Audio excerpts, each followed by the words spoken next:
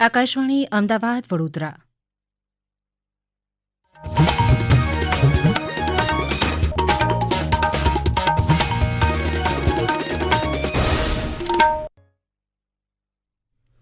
પ્રાદેશિક સમાચાર નિશા શ્રીમાળી વાંચે છે. સૌપ્રથમ મુખ્ય સમાચાર. મુખ્યમંત્રી ભૂપેન્દ્ર પટેલે ધરોઈ બંધ ખાતે રાજ્યના પ્રથમ ધરોઈ એડવેન્ચર ફેસ્ટનો શુભારંભ કરાવ્યો. રાજ્યમાં ગત 3 વર્ષમાં અંદાજે 225 ટાઉન પ્લાનિંગ સ્કીમ મંજૂર કરાતા શહેરીકરણને વેગ મળ્યો. મહેસાણાના સુંદરપુરા ગામમાં દિવાલ ધરાશાયી થતાં 3 લોકોના મોત. રાજ્યમાં આગામી 5 દિવસમાં કેટલાક વિસ્તારમાં કમોસમી વરસાદની આગાહી. અને દીવ ખાતે ચાલી રહેલી ખેલો ઇન્ડિયા બીચ ગેમ્સમાં આજે કબડ્ડીમાં હરિયાણાની પુરૂષ અને મહિલા ટીમે સુવર્ણચંદ્રક જીત્યો. સમાચાર વિગતવાર. મુખ્યમંત્રી ભૂપેન્દ્ર પટેલે ધરોઈ બંધ ખાતે દેશના સૌથી લાંબા તેમજ રાજ્યના પ્રથમ ધરોઈ એડવેન્ચર ફેસ્ટનો શુભારંભ કરાવ્યો. તેમણે એડવેન્ચર ઝોનનું પણ ઉદઘાટન કર્યું હતું. આ પ્રસંગે શ્રી પટેલે સ્પીડ બોટ રાઇડનો આનંદ પણ માણ્યો હતો. તેમણે પ્રવાસન મંત્રી મુળુભાઈ બેરા સાથે એડવેન્ચર એક્ટિવિટી સ્થળની મુલાકાત લીધી. 45 દિવસ સુધી ચાલનારા આ adventure ફેસ્ટમાં power boat, પેરાસેઇલિંગ, rock climbing, બોલ્ડરિંગ, tracking અને hiking trails, mountain biking, cycling અને કેમ્પિંગ સહિતની 10 એડવેન્ચર એક્ટિવિટીઝ આકર્ષણ જમાવશે. આ પ્રવાસ દરમિયાન શ્રી પટેલે રાજ્યના કેટલાક પ્રતિભાશાળી યુવાનો સાથે વાતચીત પણ કરી હતી. મુખ્યમંત્રી ભૂપેન્દ્ર પટેલ આજથી 3 દિવસ દિલ્હીની મુલાકાતે રહેશે. ગાંધીનગરના અમારા પ્રતિનિધિ દુર્ગેશ મહેતા જણાવે છે કે શ્રી પટેલ આવતીકાલે યોજાનારી નીતિ આયોગની બેઠકમાં ઉપસ્થિત રહેશે. તેમાં તેઓ રાજ્યના વિકાસકામ તેમજ ગુડ ગવર્નન્સ સંબંધિત મુદ્દાઓની પ્રસ્તુતિ કરશે. મુલાકાત દરમિયાન શ્રી પટેલ પ્રધાનમંત્રી નરેન્દ્ર મોદી, કેન્દ્રીય ગૃહમંત્રી અમિત શાહ અને ભાજપના રાષ્ટ્રીય અધ્યક્ષ જેપી નડ્ડા સાથે પણ મહત્વની બેઠક કરશે. ઉપરાંત તેઓ ભાજપ શાસિત રાજ્યોના મુખ્યમંત્રીઓની યોજાનારી બેઠકમાં પણ ઉપસ્થિત રહેશે. રાજ્ય સરકાર દ્વારા આ વર્ષને શહેરી વિકાસ વર્ષ તરીકે ઉજવવાની જાહેરાત કરવામાં આવી છે. રાજ્યની શહેરી વિકાસ યાત્રાને 20 વર્ષ પૂર્ણ થયા છે ત્યારે ગત 3 વર્ષમાં રાજ્યમાં અંદાજે 225 ટાઉન પ્લાનિંગ સ્કીમ મંજૂર કરાતા શહેરીકરણને વેગ મળ્યો છે. બીજી તરફ પ્રધાનમંત્રી આવાસ યોજના શહેરી હેઠળ શહેરી વિસ્તારોમાં 8,96,000 આવાસનું નિર્માણ કરાયું હોવાનું સત્તાવાર યાદીમાં જણાવાયું છે. સાંભળીએ એક અહેવાલ.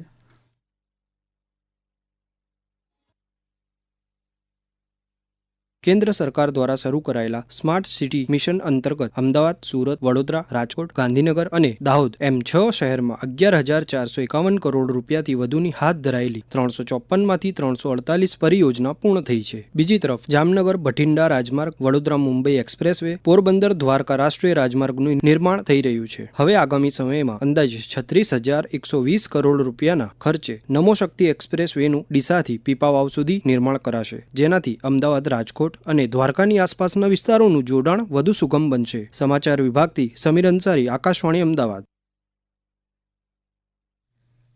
મહિલા અને બાળ વિકાસ મંત્રી ભાનુબેન બાબરિયાએ આજે પોષણ સંગમ કાર્યક્રમનો ગાંધીનગર ખાતેથી રાજ્યવ્યાપી શુભારંભ કરાવ્યો. આ પ્રસંગે શ્રીમતી બાબરિયાએ જણાવ્યું, પોષણ, કાળજી અને યોગ્ય સારવાર થકી સુપોષિત ગુજરાત બનશે. આ પ્રસંગે પોષણ સંગમ ફિલ્મ, પોષણ સંગમ એપ્લિકેશન, પોષણ સંગમ મોડ્યુલર, પોષણ સંગમ પત્રક અને વાલી કાર્ડનું અનાવરણ કરાયું. આ કાર્યક્રમ અંતર્ગત 6 વર્ષ સુધીના તમામ બાળકોનું નિયમિત રીતે વજન ઊંચાઈ માપન, ભૂખ પરીક્ષણ, તબીબી ચકાસણી અને તેના આધારે યોગ્ય સ્તરે પોષણ અને આરોગ્ય વિષયક સેવાઓ ઉપલબ્ધ કરાવી અતિ કુપોષિત બાળકોને સુપોષિત કરવા માટે ઝુંબેશ સ્વરૂપે કામગીરી કરવામાં આવી રહી છે. મહેસાણા જિલ્લાના વિજાપુર તાલુકાના સુંદરપુરા ગામમાં દિવાલ ધસી પડતા 3 લોકોના મોત થયા છે. મકાનનું કામ ચાલી રહ્યું હતું દરમિયાન જૂની દિવાલ ધરાશાયી થતાં 6 લોકો દટાયા હતા. આ અંગે 108 ઇમરજન્સીના કર્મચારી અરુણ પટેલે વધુ માહિતી આપી.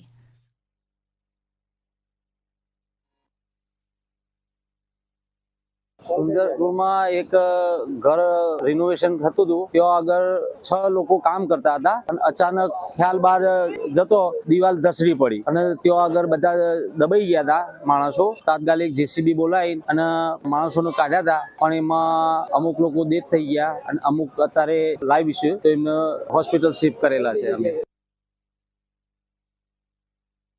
આ સમાચાર આપ આકાશવાણીના અમદાવાદ વડોદરા કેન્દ્ર પરથી સાંભળી રહ્યા છો.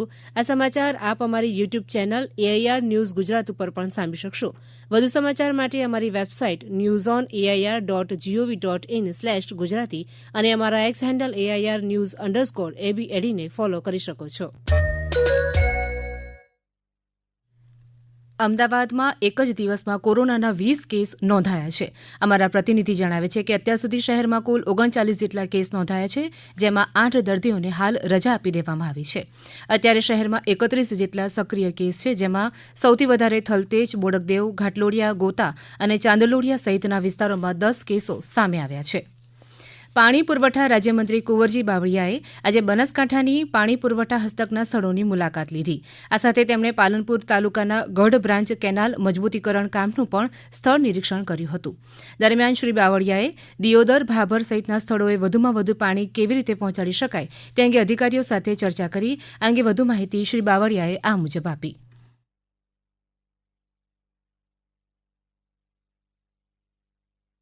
અગાઉની 70 એલપીસીડીની યોજના બનેલી હતી. વ્યક્તિ દીઠ 70 લીટર પાણી આપવું, એને સુધારણાના કામોમાં લઈ એને વ્યક્તિ દીઠ 100 લીટર કે પાણી કઈ રીતે આપી શકાય એના માટેના કામો ચાલી રહ્યા છે. આ યોજનાનો પણ અમે મુલાકાત લીધા પછી અમારા અધિકારીઓને 70 લીટરમાંથી 100 લીટરની આ યોજના બનાવવા માટેની આજે સૂચના આપી છે કે જેથી ભાભર અને દિયોદર અને એના ગ્રામ્ય વિસ્તારોમાં પૂરતું પીવાનું પાણી મળે. પ્રધાનમંત્રી નરેન્દ્ર મોદી આ રવિવારે આકાશવાણી પરથી પ્રસારિત થનારા મન કી બાત કાર્યક્રમમાં દેશ વિદેશના લોકો સમક્ષ પોતાના વિચાર રજૂ કરશે. આ માસિક રેડિયો કાર્યક્રમની 122મી કડી હશે. લોકો પોતાના વિચાર અને મંતવ્ય toll free number 1800117800 Narendra Modi application અથવા માય જીઓવી ઓપન ફોરમના માધ્યમથી મોકલી શકે છે. મંતવ્ય અને વિચાર સ્વીકારવાનો આજે અંતિમ દિવસ છે. આગામી 5 દિવસમાં રાજ્યમાં કેટલાક વિસ્તારોમાં કમોસમી વરસાદની આગાહી છે. આગામી 2 દિવસ અલગ અલગ વિસ્તારોમાં હળવો વરસાદની સાથે ઓરેન્જ એલર્ટ તેમજ તેના પછીના 2 દિવસમાં વરસાદનું યલો એલર્ટ અપાયું છે. અરબી સમુદ્રમાં સર્જાયેલું વોલમાર્ક લો પ્રેશર આગામી 24 કલાકમાં ડિપ્રેશનમાં પરિવર્તિત થશે એમ હવામાન વિભાગના નિયામક ડોક્ટર A.K. દાસે જણાવ્યું હતું.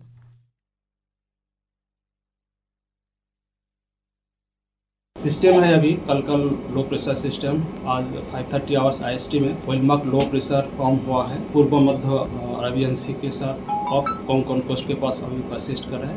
ये नियरली उत्तरी दिशा में मूवमेंट है इसकी और अगले 24 घंटा में ये डिप्रेशन होने का भी पूर्वानुमान दिया गया है. और फिशरमैन वार्निंग है आज जो दक्षिण गुजरात क्षेत्र के तटीय क्षेत्र है इसमें डे 1 से लेकर डे 5 तक फिशरमैन को सी में जाने के लिए मना है. રાજ્યમાં આજે 4 તાલુકામાં કમોસમી વરસાદ વરસ્યો છે.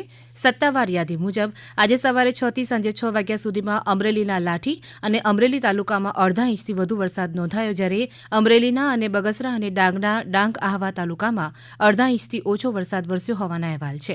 કમોસમી વરસાદની આગાહીને પગલે વલસાડ જિલ્લા વહીવટીતંત્રે ખેડૂતો, અનાજના ગોડાઉન અને એપીએમસીના વેપારીઓને સાવચેત રહેવા સૂચના આપી છે. રાજ્યપાલ આચાર્ય દેવવ્રતની અધ્યક્ષતામાં આજે જૂનાગઢ ખાતે કૃષિ વિભાગના વિભાગીય કક્ષાના વિસ્તરણ કાર્યકરો અને અધિકારીઓ સાથે પ્રાકૃતિક કૃષિ પરિસંવાદ યોજાયો. આ પ્રસંગે શ્રી દેવવ્રતે જૂનાગઢ અને રાજકોટ વિભાગના 10 જિલ્લાના પ્રાકૃતિક કૃષિ મિશનના ગ્રામસેવક, વિસ્તરણ અને બાગાયત અધિકારી સહિતના લોકોને પ્રાકૃતિક કૃષિને લોકો સુધી લઈ જવા આહવાન કર્યું. આગામી 5મી જૂન વિશ્વ પર્યાવરણ દિવસના અનુસંધાને ગીર સોમનાથ જિલ્લાના ગીર ગઢડા ખાતે આજે સિંગલ યુઝ પ્લાસ્ટિકના ઉપયોગને કાયમી ધોરણે બંધ કરવા વિવિધ હોટલોના સંચાલકો અને કર્મચારીઓએ પ્રતિજ્ઞા લીધી હતી.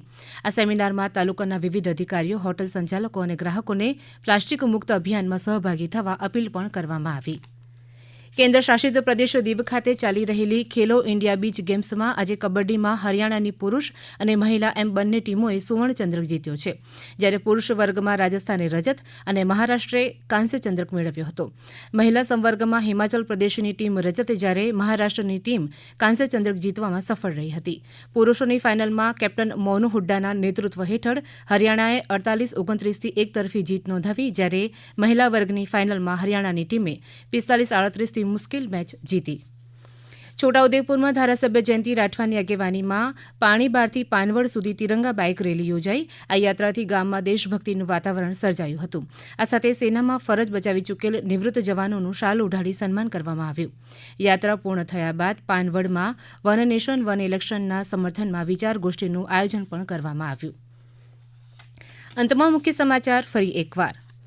મુખ્યમંત્રી ભૂપેન્દ્ર પટેલે ધરોઈ બંધ ખાતે રાજ્યના પ્રથમ ધરોઈ એડવેન્ચર ફેસ્ટનો શુભારંભ કરાવ્યો. રાજ્યમાં ગત 3 વર્ષમાં અંદાજે 225 ટાઉન પ્લાનિંગ સ્કીમ મંજૂર કરાતા શહેરીકરણને વેગ મળ્યો.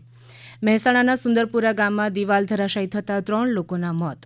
રાજ્યમાં આગામી 5 દિવસમાં કેટલાક વિસ્તારોમાં કમોસમી વરસાદની આગાહી. અને દીવ ખાતે ચાલી રહેલી ખેલો ઇન્ડિયા બીચ ગેમ્સમાં આજે કબડ્ડીમાં હરિયાણાની પુરુષ અને મહિલા ટીમે સુવર્ણચંદ્રક જીત્યો.